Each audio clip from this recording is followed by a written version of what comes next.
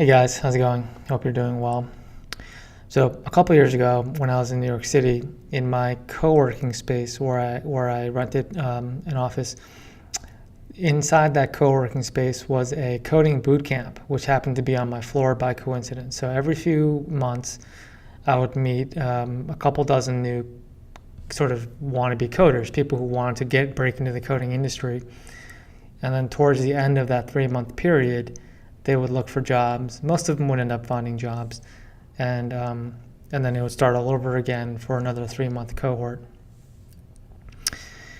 And one thing I found pretty curious about some of these job hunters is that they wouldn't even entertain certain opportunities if the job wasn't an exact fit for what they wanted. So, let's say you wanted to be a back-end developer working on a Node Express stack with a MongoDB, had to be back-end. And, there's an interview there's an opening for a C# developer, not quite a good fit, but, maybe there's a good opportunity to learn. Well, a lot of these people wouldn't even look into it. And they would actually just not have jobs for a while. They would actually go unemployed for several months before finding an alternative. And sometimes the alternative wasn't so good. It might have been working as a TA in that same boot camp, which is a typical thing boot camps do, is they hire their own students to be TAs to keep their employment rates up. So I always thought that was kind of strange because my mentality is so different. My mentality is more like, it's not the exact opposite where it's just take whatever you can get. That's not a good mentality either. But it's to be open to a lot of things and to explore all opportunities to see which ones might be a good fit. Most of them won't, but to see which ones might be a good fit and pursue the ones that could lead to better things down the road. Now, I always thought that was kind of a strange mentality, waiting for the exact perfect job at the entry level, because the leverage is so far against you at that position. Especially now, as I record this video, it's February 2019. For an entry-level developer, software developer, the market is just way oversaturated now, and the leverage is truly against you. It really is a buyer's market now at the entry level. And so, to sit out and hold out for the best, perfect job, if you're in a position where you can do that, God bless you, do that. I encourage it if you can do that. For example, now I turn down a lot of work because it's just not a good fit. It's either the pay is too low or the expectations are unreasonable or whatever. But I'm on year 7 of my career. Like, I can do these things now. When I was on year 1, I was not that way at all. I just took almost whatever came along. And I was thankful for it. I was grateful for the opportunities. And so oftentimes on the surface, they didn't seem like a good fit, but they might lead to better things down the road. I'll give you one concrete example. I'd connected with an individual who wanted to learn how to make iOS apps, and he was willing to pay me by the hour just to teach him. So, twice a week, we would meet in my apartment or his apartment, depending on whatever. And for about 2 hours, I would show him whatever I knew on the iPhone development, and then he would pay me for those 2 hours. It might have been like $100 or whatever, not that much money. On the surface, it might seem like, well, this doesn't seem like a very good long-term plan. Like, this is just sort of beer money. It's not a good opportunity. And really, it wasn't. But after about 3 months of that, this particular individual had gotten a role as a QA tester at a Brooklyn dev shop, which managed major contracts with big companies, big media companies like ESPN and Disney and stuff like that. Well, Disney owns ESPN, so whatever. So he had then recommended me as a iOS dev because they were looking for an iPad engineer.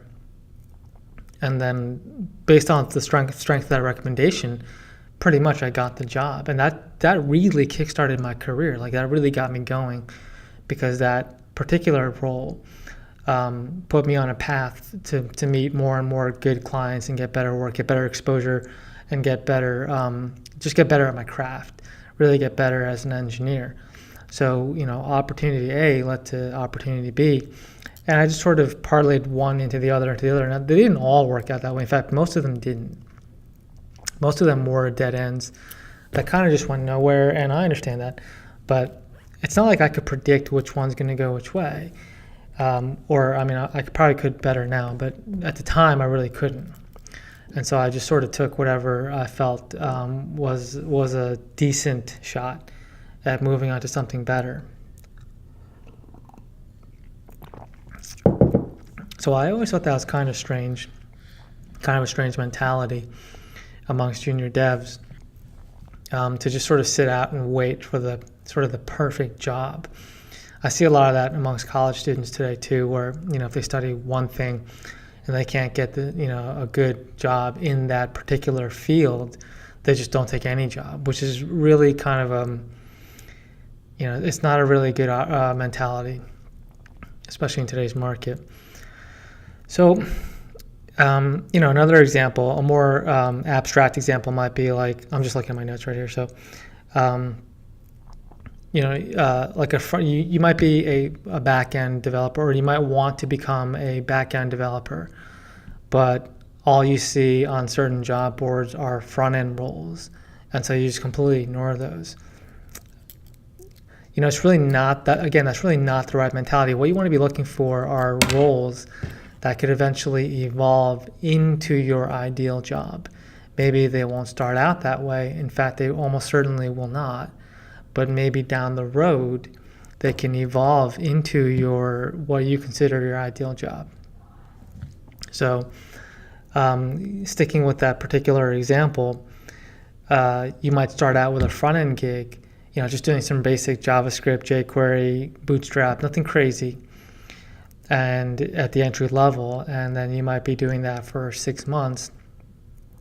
And if you're doing a really good job, you're really conscientious with your work, you're self-guided, you don't need tons of direction, and you're getting the work in, you're getting it done, people are going to notice, and somebody on the team above you will notice and say, hey, this guy is getting it done, why don't we try him out in this situation and see what they can do in this role. And that might be more the role you're looking for. That might be more of a back-end role or a DevOps role or whatever you want to do. You get the idea. So as you're looking for jobs,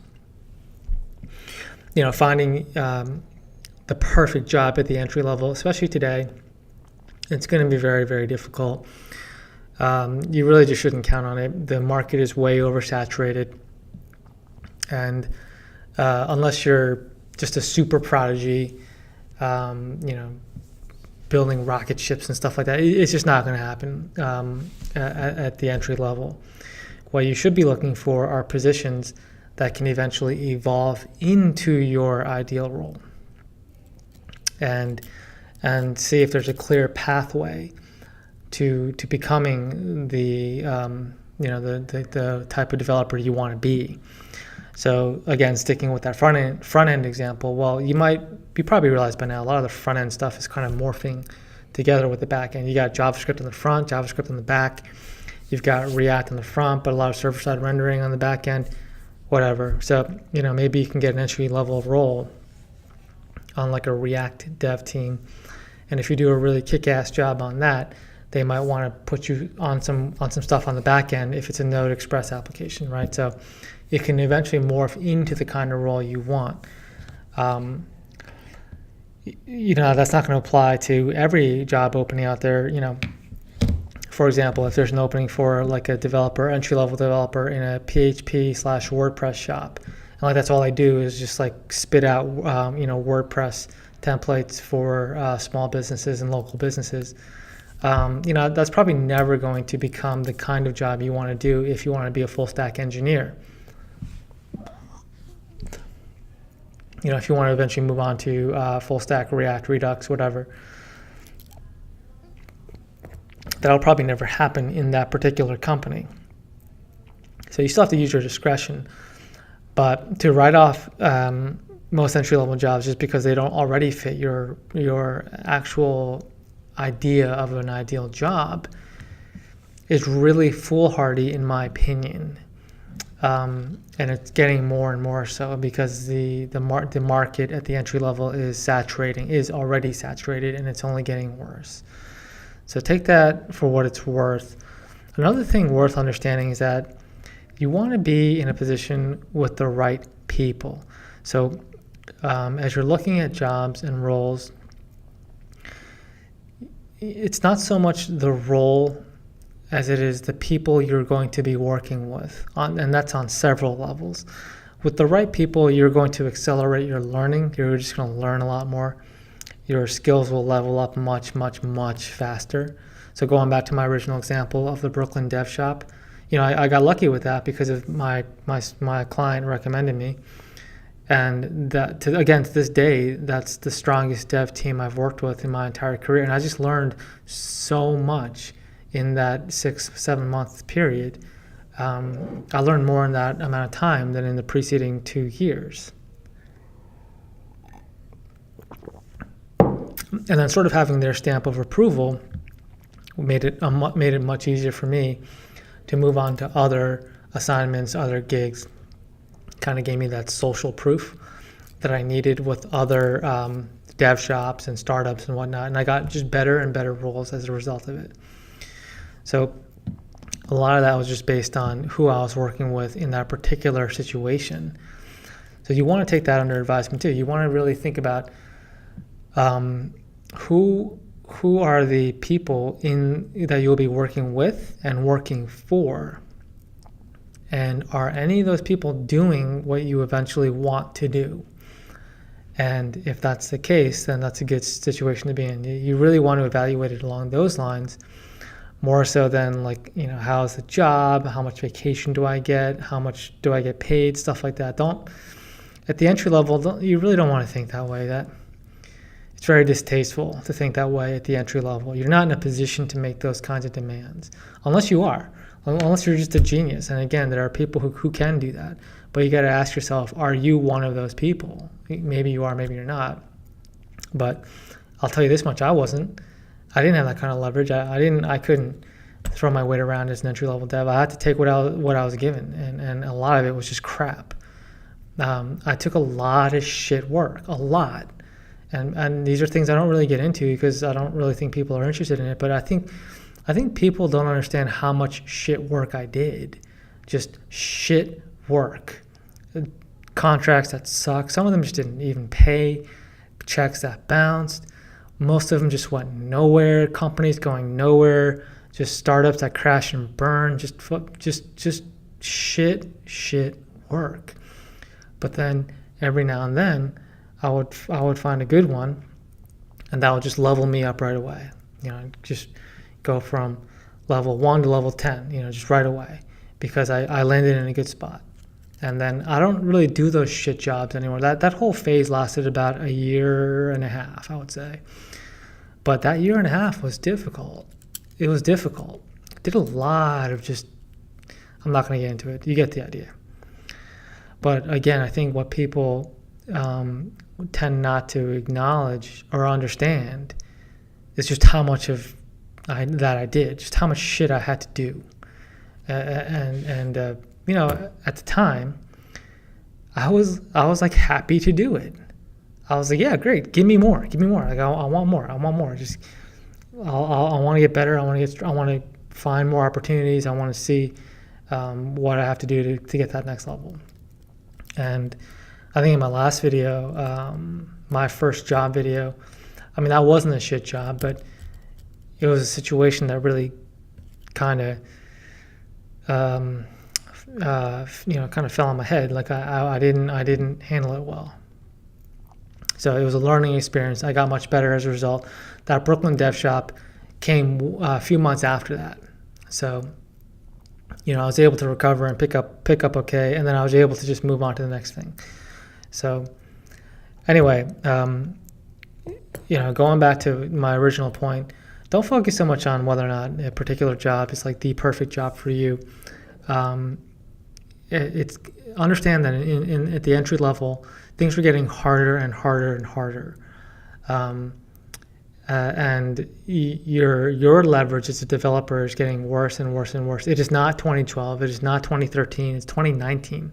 Things are very different than when I broke into the industry. So you have to not take whatever you can get, but take whatever you think can become what you want. And that's it. And don't, you don't want to pass up opportunities just because it's not at the time, it's not the perfect one. So hopefully that makes sense.